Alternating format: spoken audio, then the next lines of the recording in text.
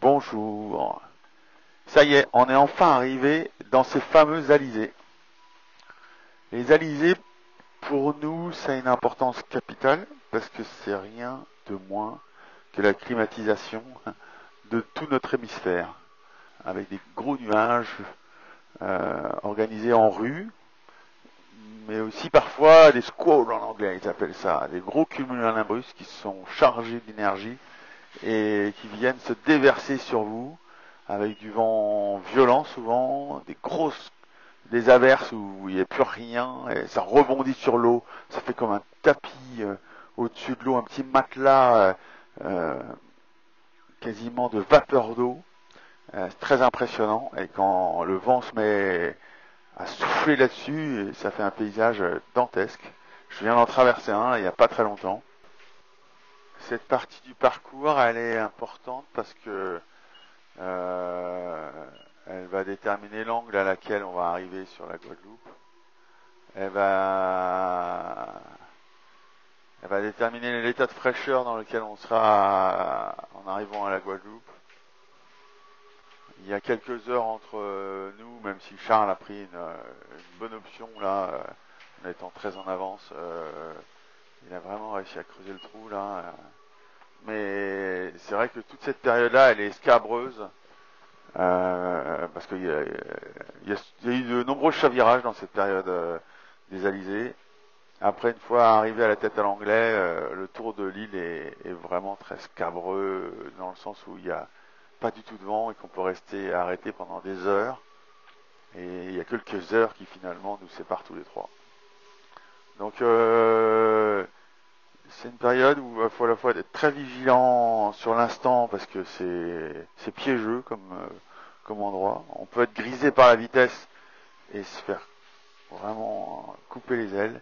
Et à la fois, c'est la période où il faut anticiper le plus sur ce final qui est souvent avec beaucoup de dramaturgie.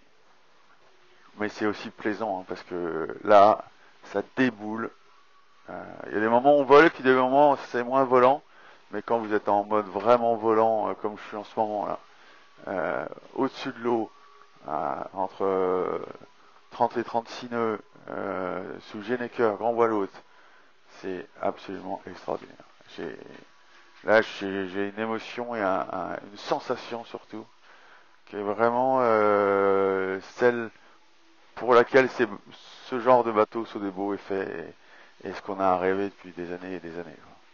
C'est quand le bateau se cabre là et qui commence à accélérer, qui monte sur son foil, ça trépigne. Il y a des mouvements même latéraux qui sont très très forts et qui m'emmènent. C'est très difficile de rester debout dans le bateau, tellement ces mouvements ils sont à la fois très courts mais très violents. Et il y a que dans le siège que je peux franchement vraiment me tenir. Sinon debout c'est vraiment dangereux.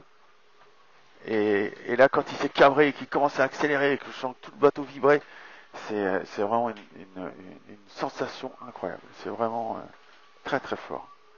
J'avais du mal à le décrire, tellement il y a une émotion dans l'accélération et dans la sensation de puissance qui se dégage, de rebondir grâce au foil au-dessus de l'eau. C'est assez fantastique. Et voilà. En même temps que je vous parle, en fait, je suis en train de manipuler avec une télécommande le pilote automatique. Et donc c'est peut-être pour ça que vous sentez ma voix un petit peu hésitante par moment.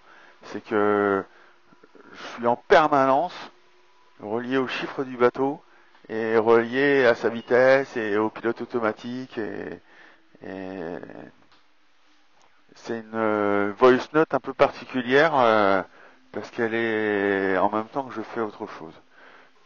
C'est aussi pour moi la période où il fait le meilleur dans le bateau, puisque là il fait pas loin de 30 degrés à l'intérieur. Chaque manœuvre on est ruisselant.